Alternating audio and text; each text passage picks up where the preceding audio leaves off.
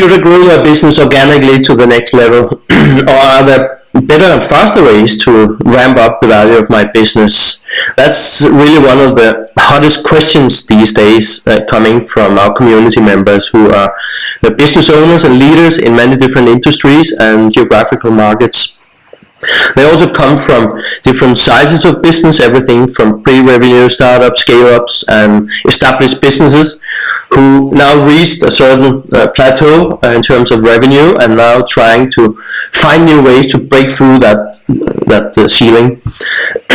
So I thought I wanted to bring you all into my study room today, live, as I work to find inspiration and answers to how can I fast grow my business value.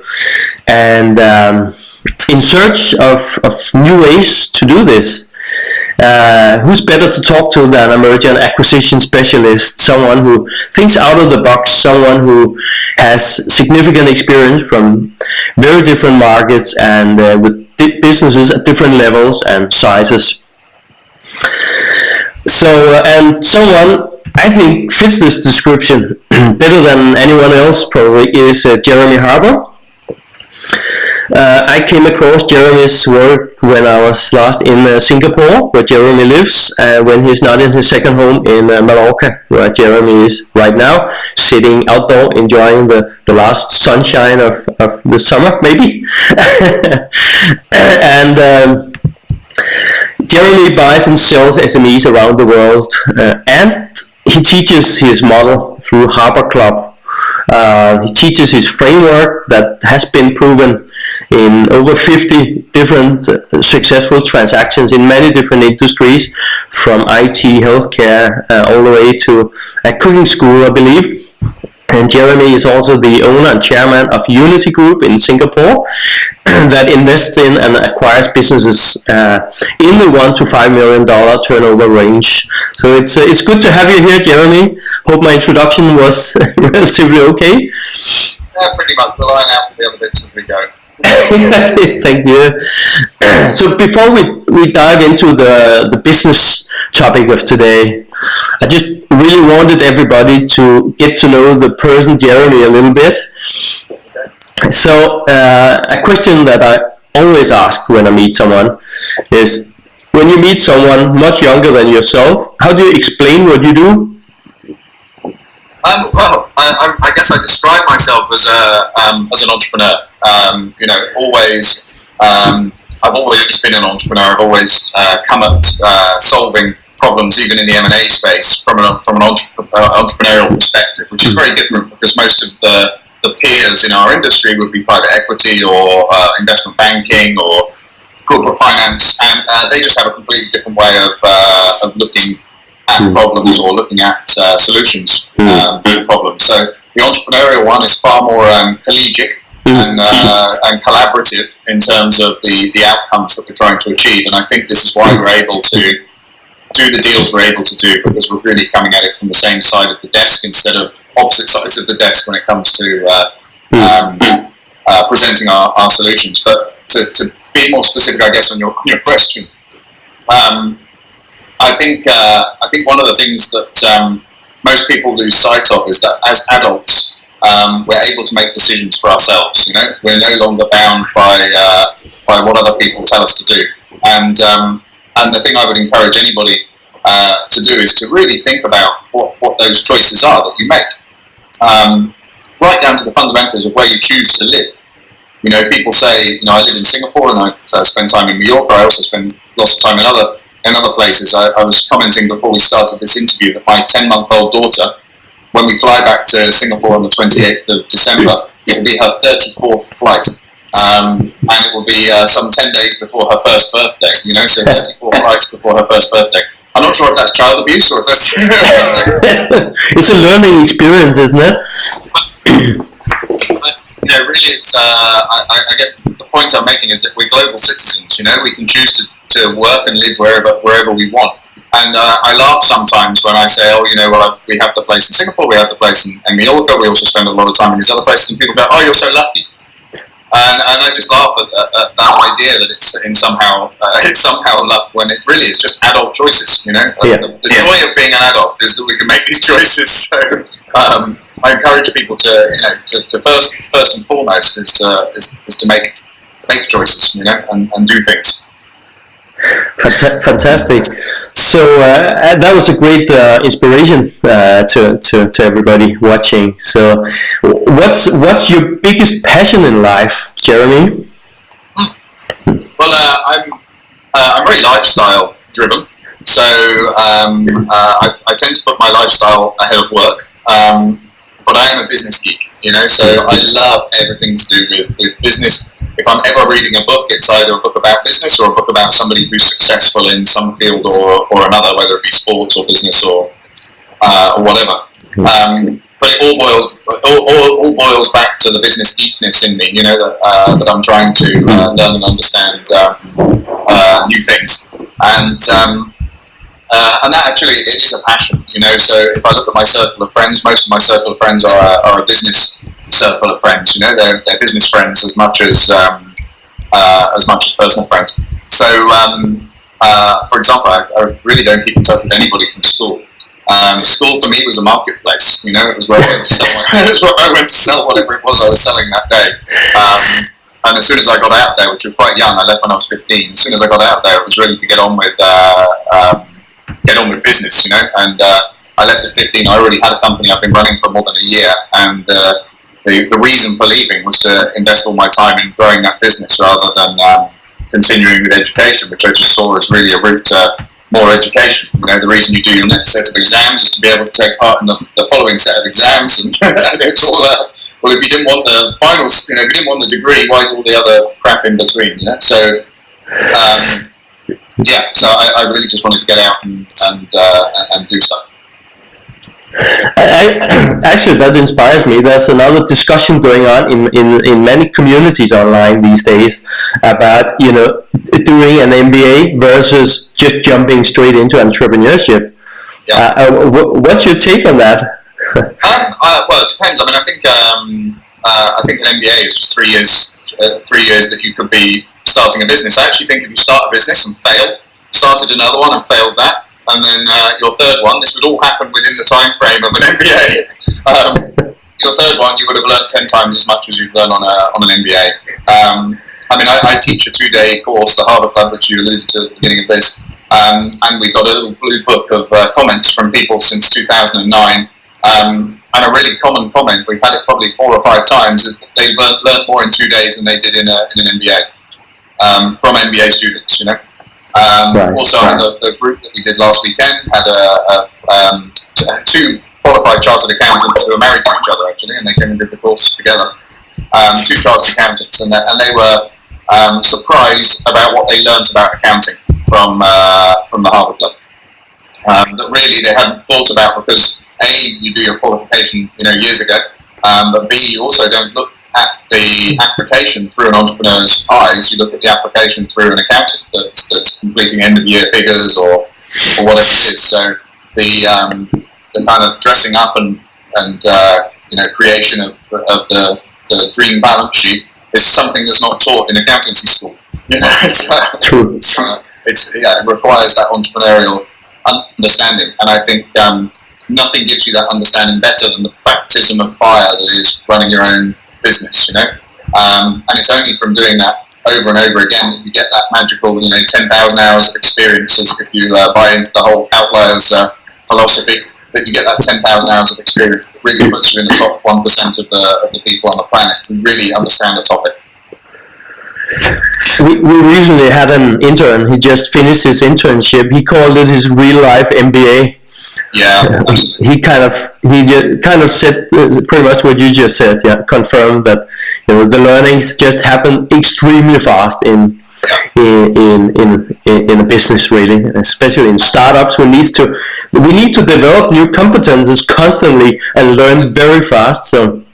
And when you're learning a language, how do you learn a language? You say the wrong thing and somebody corrects you. How do you learn to walk? You fall flat on your face and you get back up and try and walk again. Yeah. You can't do that in a classroom, where you're just being given the facts. It doesn't help you really get the lesson, You need those little knockbacks. You need those little pain points to take you to progress you to the next level of learning. You could spend 3 years learning French in a classroom, and you get the same from 4 months doing, living in France. So it's the same in business, and I don't know why other people think it's some special magic, different kind of learning. It's not. It's exactly the same you learn from doing. There's no magic there. It's about the environment, isn't it? Yeah, absolutely. I guess that's another thing. I was lucky, growing up. My mother and father both ran small businesses. So my dad was a farmer, and my mum had a small beauty salon business. And I guess the biggest lesson I got from that was that there is this alternative. I think most people growing up are given two choices: you work for the government or you work for a private company. And I had this third choice of you can just do whatever you like, which is quite empowering as a child. Indeed. Yeah. Absolutely. Fantastic. Okay, Jeremy, I've got a bit of work to do, and you promised to help me today. So let's dive into the business side of things. Though we could continue this this part of the inspirational sharing all day. So let's dive into my big question that I'm working on today, and let's discuss if the only way forward for a business owner is to grow the business organically to the next level, or if there are alternative ways that you can faster ramp up the value of the business. And actually, as an entrepreneur myself, I know the trouble and the hard work of scaling your business over quite a long period of time until you reach your target, your destination. Why not just buy a business? I'm thinking. I don't know that you say it's not as hard as you think. So I wanted to pull you in here and explain that. Why isn't it that hard? And is it really an opportunity for everyone to become an investor who works on the business rather than the entrepreneur who's running around inside the business, handling the execution? Is this for everyone? And how does it work? How do you do, Jeremy? Yeah, so there's a few questions wrapped up in that statement you just made, and I think the first one to address would probably be the "is it for everybody?" question. Mm-hmm. The way I would probably position this is that it's a rung on the entrepreneurial ladder. So starting a business is the first rung. Everybody has to start a business. It's something you have to tick off. It's some experience that you have to gain. Mm-hmm. But you can't live in the world of startup forever. Some people do. They start a business. They start another one. They start another one. They start another one. And they're on their 6, 7, 8 startup. But after startup, you have to go into that growth phase, and you have to understand how you get customers, how you win customers, how you scale a business. But I think that once you've gone through those rungs of the ladder, it's time to think about being a business owner and not a business runner. Because you can be sucked into the day-to-day operations for the rest of your life. I mean, I meet people all the time who are 20, 30 years into running a business. Now, do they really have 20, 30 years experience, or do they have 1 year's experience 20, 30 times over? And that's the kind of the question you have to think about. I mean, also, we're not that useful on this planet for very long. The first 20 years we're on the planet, we're pretty much learning how shit works and getting drunk and having fun. The last 20 years, we're getting up 3 times a night to go to the toilet. So there's the bit in between where we're really golden, and we should be making the most of that. And I don't think spending 20, 30 years doing the same thing is the purpose of an entrepreneur. So I think it's logical to look for what the next step on the ladder is. What the next rung of the ladder is. And I think from my own experience, growing businesses and working really hard and constantly looking for new sales and marketing opportunities. And sales and marketing opportunities, the ones that really work only seem to work for a period of time, and you need to be constantly reinventing and changing and repositioning because in business, nature abhors a vacuum. So once something is simple, everybody does it, and then it's not so simple anymore. So everything finds a medium position where it's equally hard. And so how do you kind of cheat that position? And in my own situation, I was running a telecoms company, and my weeks were kind of punctuated with meetings with people that were trying to buy my company. And I started to realise that the thing they all had in common is they weren't going to give me any money up front. These were all structured deals without any cash on the table. And what was interesting to me is how compelling I found these propositions. Because here I was being presented opportunities for what I built with my blood, sweat and years. And I was actually quite tempted to get involved on a basis where I wasn't necessarily going to get cash up front. I was going to get other things, other problems would be solved. So I decided to flip that on its head and came from a position of saying, look, I haven't got any money, maybe I could be buying the business. Instead of being the seller, I could be the buyer. And so I started having conversations in that context. And what's really interesting is you then start having more strategic conversations. So if you imagine, I'm running a mobile phone business. Every time I met somebody, I had a pair of glasses on that filtered the information into how many mobile phones are they using, how much do they spend on their telecoms every month, I was a salesperson, nothing better really. There's nothing wrong with being a sales guy, but why was I calling myself a business owner? I was really just looking for sales opportunities. When I started having a strategic conversation of I'm looking for joint ventures, mergers, acquisitions, exits, you start to just have a higher level of conversation with everybody that you meet. And that different pair of spectacles that you're wearing, you actually see the world in a different way. And to cut a long story short, I won't go into all the journey that I went on, but I ended up buying a 13-year-old telecoms company. I had absolutely no money at the time. The choice I was making is do I pay the wages or the credit card bill at the end of the month? There was not an option that covered both. And I ended up buying this 13-year-old telecoms company. It had Nintendo as a customer. They had over 1,000 active mobile phones on their database, which was about the sales rate that we would achieve in a year. So we were doing around 80, 90 connections each month. So buying this company was a year's worth of sales in one go. And basically, the deal got done for no money down. And people say, "How did you do it? How did you do a no money down deal?" And if I'm being facetious, I would say it's easy. You need to start with no money because necessity is the mother of invention. If you have the money, there were a number of times during that transaction. If I had the money, I would have written the check. Not having the money was what enabled me to do the deal for nothing. Anyway, we grew by a year's worth of sales in an afternoon. So it was like an epiphany. It was suddenly, I don't have to run the marathon. I can just run the last 10 meters. I still get the medal. It's a huge breakthrough because to me, business was all about this. How do you accelerate organic growth? I'd never considered that there were opportunities or ways where you could literally double the business in a day, or triple the business in a day, and this just opened a whole new field for me. So it's like it kind of suddenly occurred to you. You ended up in this situation and learned from it and said, "Wow, this is a whole new game, and I want to play this." It's literally like discovering a third dimension when you've been living in 2D. So you're sitting in the business, and all you can see around you is the business that you're in. All of a sudden, I sat above the business, and I could see all of the businesses from above. And it was like just obvious and simple, and yet had been not on my mind at all in the whole time I was running a business.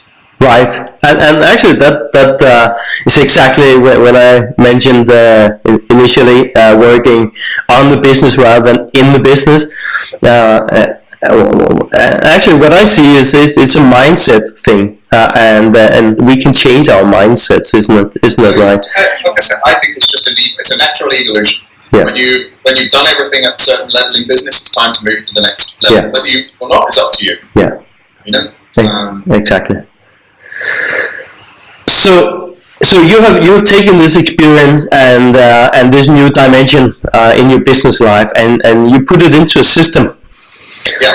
So and obviously the system would begin, I guess, by identifying an opportunity out there, and then apply your framework on that opportunity. So how do you go about identifying the best opportunity for you? Yeah, so there's lots of different variations to this. So it depends what you want to achieve. So I spent a number of years. So after I grew the telecoms company by acquisition and sold it, I spent a number of years literally just buying and selling companies, almost like flipping. Where I would buy the business, I'd probably only keep it for 4 to 6 months, and then I would sell it again. And that obviously created some lovely lifestyle opportunities for me. I have nice houses around the world. I have boats, I have cars, all the toys. It means that when I do all these 34 flights that my daughter comes on, they're normally very comfortable flights. So it's facilitated a nice lifestyle for me. But most of what I do now is more around creating shareholder value for existing entrepreneurs. So we will find businesses that have a great team, have a great product, have a great business, and we will help them scale by finding them other acquisitions or mergers that will fit with them. We'll come and join the team as the kind of M&A partner, and we will look at what methodology creates the most value add to the share price, basically the share value. And that starts obviously with evaluation. We need to know where they're starting. And then the two biggest drivers we believe to value drivers are scale and liquidity. So we're looking to create a bigger business, because bigger businesses are inherently more valuable. They can also pitch for bigger contracts. There's a whole load of other advantages in being bigger, and we achieve that through M&A. And then the other big driver for value is liquidity. So we like to play with the capital markets, whether that's a reverse merger, reverse takeover, RTO as it's known, or an IPO, so a public listing. We will use one of those two vehicles to create that liquidity and further growth in shareholder value. So that's kind of what we do now. How do we find those? Basically, obviously you're looking for businesses that aren't for sale. Because the businesses that look to engage that kind of strategy are the ones that are hungry, ambitious, want to take over the world, want their product or their service to be, best of breed. I think a lot of people don't appreciate a couple of key fundamentals. I think most people look at companies like Apple and Facebook, who had these iconic leaders, and they say, okay, well, I never want to sell my company. I want to be like Facebook, and I don't want to grow by acquisition. I want to be like Facebook. Facebook sold. They did an IPO. That's a sale. You're converting your private shares to public shares. That is a kind of exit. The fact that you choose to keep some of them, it's still a kind of exit. Facebook is also so prolific in acquisition. In order to maintain their 20% quarter-on-quarter growth, they're buying literally hundreds of companies every year, hundreds of acquisitions. They complete on an annual basis. So, if you're looking for these iconic companies to say, this is why I don't want to grow by acquisition because I've got this amazing product, or this is why I don't want to sell, they already sold, they already acquired. It's about the spectacles you're wearing. When you look at the world through my glasses, or you tune into my radio station, whatever metaphor you want to use, there's deals everywhere. Everyone's doing deals. Everybody made their money doing deals. They didn't make their money running businesses. I actually say running a business is for mugs. Basically, if you're not doing a joint ventures, mergers, acquisitions, or exits, you have a job, not a business. You're not strategic, therefore it's a job. Is there something specifically you can do as not yourself personally, but a first-time entrepreneur or someone who's been running businesses inside the business for many years? What can those business leaders do to change their mindset, to take themselves and put yourself outside of the business and look in and apply that acquisition strategy mindset? What could you give a couple of tips and tricks? Yeah, what I did quite accidentally actually back in about 2006 is, and you might laugh at this, but I moved to Italy for 3 months. All my business, I employed 96 people in 5 companies in the UK, and I moved to Italy for 3 months. Now the reason I moved to Italy was I lost a bet. Us English people make silly bets, and I bet on the outcome of a football game and lost. And the rule was you had to move to the country who won the World Cup. And Cameroon were doing really well that year, so I'm quite relieved Italy ended up winning. It would have been quite different.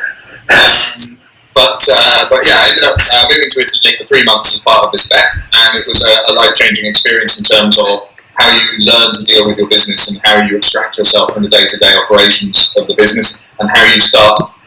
What I effectively did was create time in my life, and when you create time, you get a little bit bored, and when you get a little bit bored, you get really creative. So you need to create the time to get creative and to come up with all the ideas that you're going to execute next. I think the entrepreneurial mind needs freeing up from the day-to-day bullshit that traps you in, that traps you and keeps you stuck there. It's one of the biggest things I say to people about selling their business, that you don't always sell your business for money. You often sell your business for time.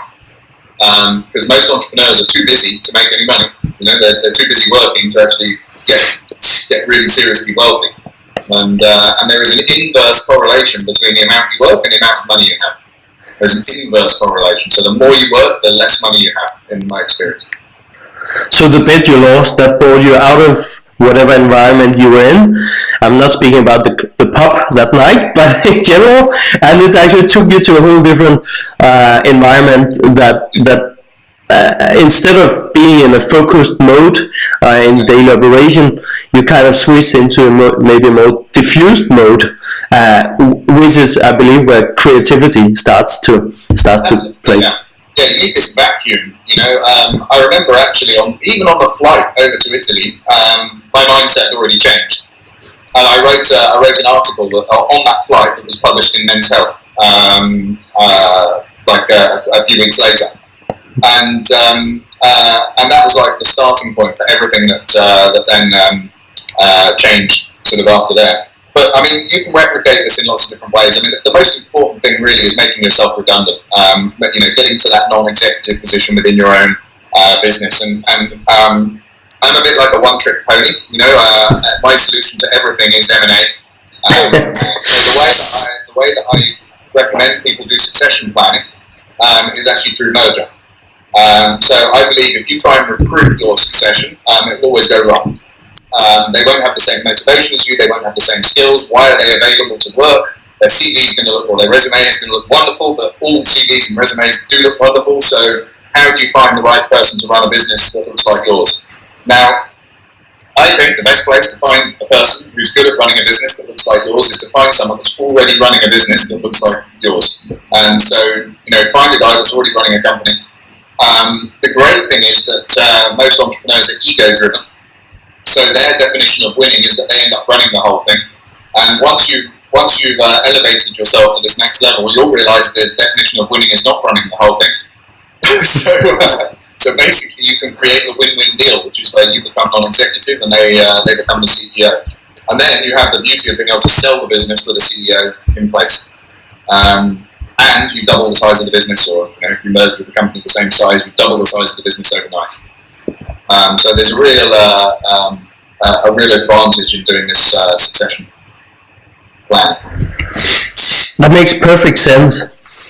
So I'm just thinking, you're inspiring me here, Jeremy. So, your next manager, yeah. Yeah, already. So, in terms of growing your business to the great success that you're dreaming about, and this applies for all of us. We actually came up with a bit of a checklist thing that we want to consider, and it's the 6 C's. The first is culture. We believe that you need to build a magnetic culture, and second is grow your confidence level. And that's important to become successful. Third is strengthen your capability, and then develop your competences, and then the fifth is enhance your communication ability. We believe communication is key to the success in everything. And then finally, ensure that you have clarity, and that your team has clarity. So in terms of an acquisition strategy, I think it's immensely interesting that there are faster ways to success and to growth and to high valuation than working in the engine room from 6 in the morning to late in the night. I would like to play a little bit on the acquisition strategy and say, okay, if I, as a business owner, whether it's a startup or established business, if I now, inspired by you, apply the acquisition strategy mindset, I pull myself all the way to Italy for 3 months to think differently, and then I will try to put together an acquisition strategy for my future roadmap.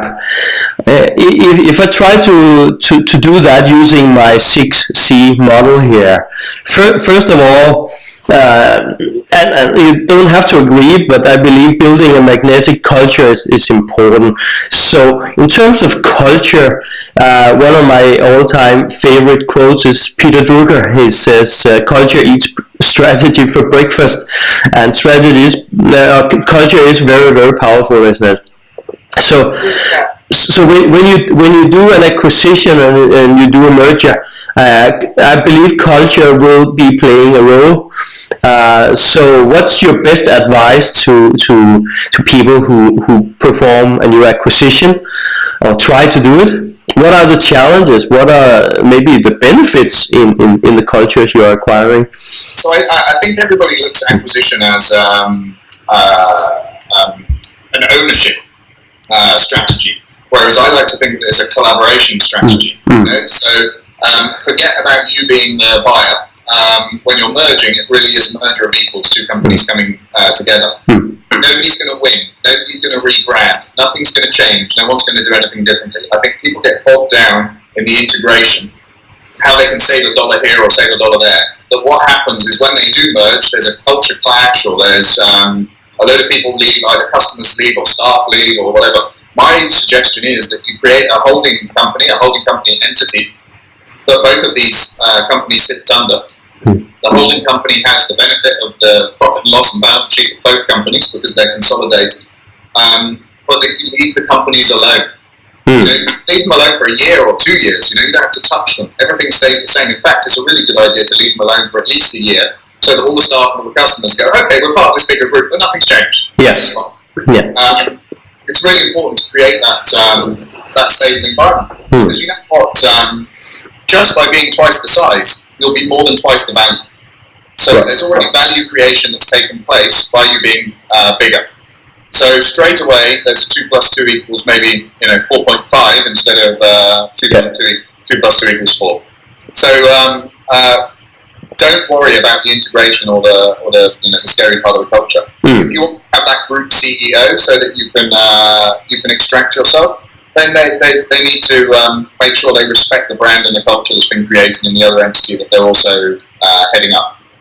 And then in the future, and this will occur quite naturally, in the future there are going to be opportunities. You probably don't need 2 offices. You probably don't need 2 financial directors. You probably don't need all of this duplication.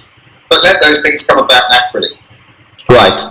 Everybody's sitting around the table. The shareholders sitting around the table have the same motivation. That is, every dollar they save or every dollar they make has a big upside in the valuation. So let's explore those on a collaborative basis going forwards, and not try and have this rigid integration plan that you have to adopt before you go in.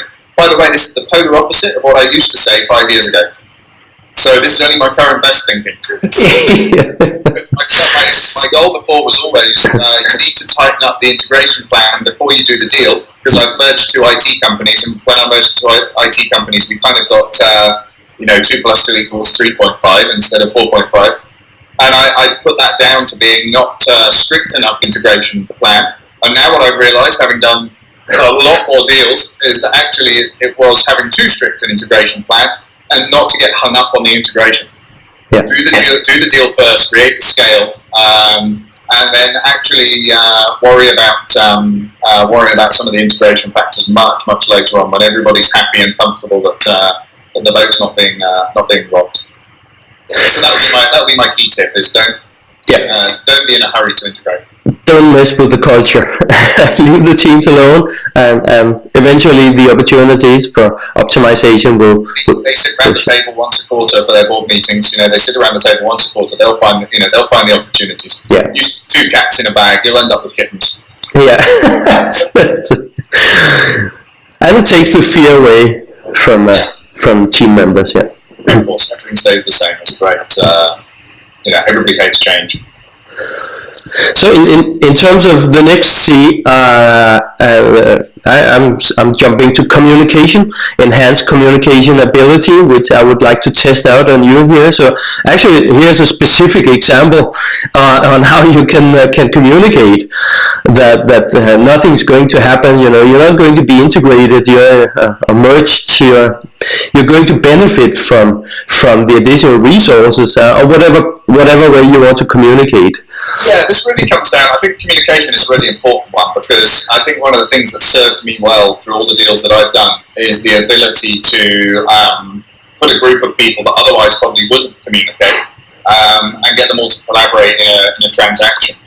And you can only really do that by presenting in a really succinct and clear manner what the benefits to everybody is. I've come across too many deals where somebody will just ramble for a couple of hours and then they'll get a lawyer to come in, and it's like, of course it never works. You need to be able to get across the vision in a couple of sentences, and then you really need to take people through the process yourself to get the deal done. So communication is absolutely key. You have to be able to communicate a clear vision very simply. Right. The vision is a great point. I also know that you say that it's key to have strategic conversations that put you in a different bracket in people's mind when you approach the negotiation table. What are the tricks to help you elevate your conversation level to that strategic level? Really? I think a lot of it is in the introduction. So when you're introducing yourself, I think we're all encouraged to do that elevator pitch thing. And the elevator pitch thing is, normally we help entrepreneurs, use their telecommunications more efficiently, or we help entrepreneurs grow their IT infrastructure in a more scalable way, or we help entrepreneurs move their software systems into the cloud, or whatever it is. That's all around your customer. Your best customer is the guy that buys your business from you. So that's if you're being strategic, you need to shift, you need to elevate your elevator pitch. Elevator pitch. You need to be talking about, hi, we have an IT services business and we're looking to invest in or acquire other IT services businesses, or we're looking to vertically integrate our market, or we're looking to, whatever it is. You need your elevator pitch to be strategic and not to be around whatever it is the company does. You need it to be around what you do as a business owner, not as a business runner. Right. So leave the elevator pitch to the MD, Good point. So communication is of course a skill set. So a couple of other C's on my list are skill sets as well, capability and competences. So in terms of playing this game, which is new, I believe, to most of our community members, what are the key competences you will need to successfully do an acquisition? You need to know the frameworks and the structures and how it all works. Unfortunately, there are no good books on the topic. There are dozens of books that have been written about M&A, and they're normally written by advisors. So they're normally written by buy-side or sell-side advisors, so corporate finance guys, lawyers, accountants. So of course, they all start off with, the first thing you need to do is get a whole load of fee-taking advisors to sit around you. I think that's bollocks. Bullshit to use a more internationally recognised. I think if you surround yourself with people that are charging by the hour, you're creating a natural incentive for things to take long. It amazes me how many people think they can incentivize someone to get stuff done quickly by paying them an hourly rate. It's basic economics, isn't it? The law of incentive. So the first thing is that a deal is done between two people. So, or sometimes more, but fundamentally it comes down to two people agreeing on something. So the first thing is that you need to take responsibility for doing this yourself and not involve other parties, agents, advisors, or anybody like this. You need to get face to face and do these deals yourself. And then the confidence really comes with having done a deal, getting something done. So maybe you need to start with something small, or something distressed, or something motivated, to get the first one under your belt, so that you have the confidence then to go and do more. Obviously, there are things like my Harbour Club, which I think is uniquely positioned in that it teaches the specific tactics, gives people the confidence, but also gives them a network of people that are also in that space. But of course, I'm going to recommend that because it's my program. Ultimately, everything that I teach on that program, I've learned over the last 20 years of doing deals myself. So, if you're willing to go out and bump your head as much as I have, then you can learn exactly the same way. You learn the most from doing. I agree. The confidence comes when you do things, definitely, and you get your first success. I just want to stay on that on one more question, because for those who haven't done it the first time, when you have done it the first time, you feel more confident. But could you give a tip, some tips and tricks to how do you grow your confidence level? That this could be something for me. I will do it. Like Richard Branson says, screw it, let's do it. So how do you take your confidence level initially from 0.1 to 1, where you actually start trying it out?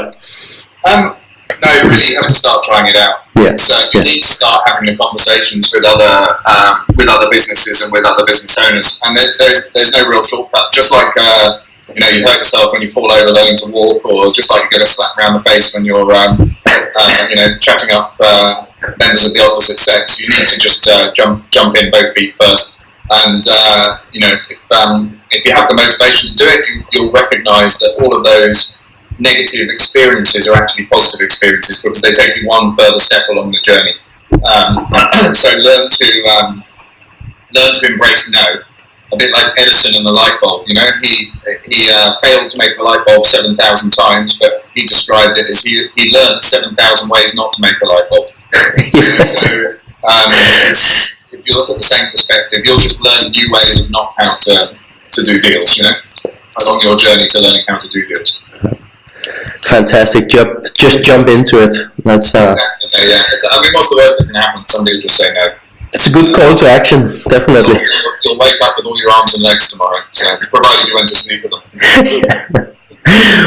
My last C on the list is clarity. So, Jeremy, how do you really make sure that you have full clarity of a deal before you ink the paper? Well, I guess you could interpret that in a number of ways. Again, I would come back to the clarity of the message. To make sure that everybody's understanding exactly what the outcomes are for doing this, and why you're deciding to do this. But yeah, certainly, there's a huge topic around who you let come and join a party like this. But also, yeah, there's lots of advantages in de-risking by joining up with a group of companies as well.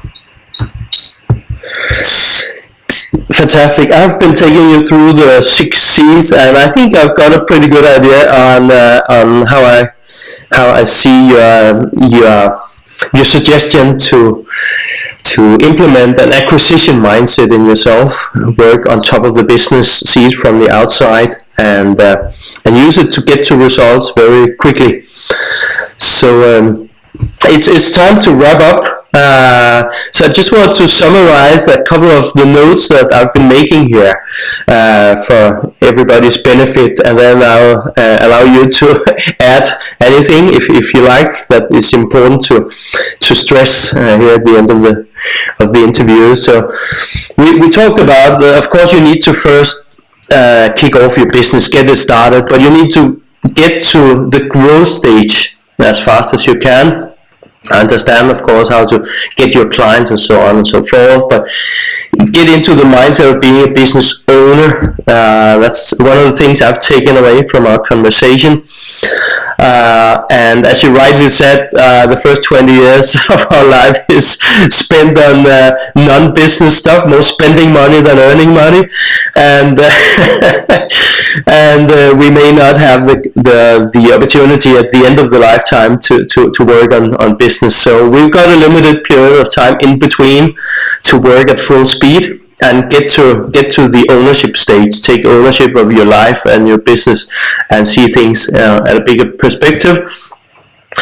So and you've taken us through some of your own examples, your own hard-learned experiences, all the way from London pub to the countryside in Italy, maybe, and how taking yourself out of the environment actually help you to be more creative and change your mindset from being in the business to being on the business, and that helped you actually to create much bigger results in much shorter time spans. And you have talked about getting to scalability and liquidity through the mergers. And what I learned from you is it's really more about the merger than the acquisition. For many reasons, it's a really equal organization. It makes sense to kind of have these teams working as they are, at least for a period of time, to avoid any dramatic changes. Keep the respective cultures, make people see the values in the merger rather than seeing it as a threat. I think that's an important takeaway. So it's about creating the new structure and framework outside of these new entities, and communicate your vision on how you're doing it, what you're planning to do. And you kind of touched once again on the real life MBA, that you're not really finding the solutions on how to do this correctly in any books in the library. You gotta work your way through this and learn this from experience. You can join the Harbour Club and learn from like-minded peers during your training. Learn from your training. Take advantages of using it for succession planning and quick scale and cashless growth. But there's a lot of different methodologies that we teach on the Harbour Club and that I've used in other areas, including collaborative rolling up and listing of companies, of the vertical integration and public listing of companies. I mean, if any of your viewers want, we always produce these little tip videos to give people ideas. If anyone wants to drop an email to John, that's Jon, at harbourclubevents.com. So harbourclubevents.com, all one word, and just put Lars in the subject title, LARS, and he'll send you a bunch of links for some free little video clips on turnaround, how to do deals and stuff like that. I'll let them know this afternoon to expect of your emails and just to send you a bunch of free content. And then hopefully that'll fill in some of the gaps around what we've been talking about, because it's a vast topic, and we've really had a small amount of time to try and cover as much as possible. To end up on a personal note here, we're done with the business talk for today. Jeremy, it's been fantastic. It's been really helpful. I'm sure everybody watching this will be learning from this. But to end on a personal note again, you mentioned yourself that you are a father, and would you like your kid to grow up as an entrepreneur, or do you, what are your what's your mindset in terms of your kids' education? Yeah, so I mean, education is an interesting one. Being a global citizen, I'm obviously traveling all the time, so people keep saying, what's it like being a father? And I say, well, yeah, she's gradually getting used to us in terms of the child having to adapt to us instead of us adapting to the child. So that's the first difference, I would say, from other people I've noticed that have had children. I'm tempted to educate her both in Mallorca and in Singapore, and to rip her out of school and take her away from all her friends a couple of times each year and put her into a completely different school with a completely different group of friends. I think it'd be character building, but again, that might come into that child abuse bracket. I mean, so, I don't know. We'll see when she's a little bit older. What she does after that, the wonderful thing about being an adult is you have freedom of choice, and you can go and do whatever you do and whatever you want to do. And I wouldn't want to encourage anybody to do anything. I really want them to discover their own journey themselves. It's wonderful discovering your own journey, and I wouldn't want to take that away from anybody by trying to coerce them one way or another. But she is going to have the advantage of free tickets to the Harbour Club, so she's going to. I'm sure it's not long until she's joining in with the presentation in some way, shape, or form. So I'm sure she will. Yeah. Let's see if any of that rubs off. I reckon she'll be doing deals in the playground later. So you're doing your successor planning already. Read your own succession. Yeah. Yeah. What a great call to action, and a great way to end. Fantastic talk with you, Jeremy. I'll leave you with a little view from Mallorca here. I don't know if you can. Please do so. Yeah. Yeah. Infinite view with infinite possibilities. Speaking about getting out of the environment and see things from different perspectives. Great. Cool. Thank you, Jeremy. It's been fantastic. So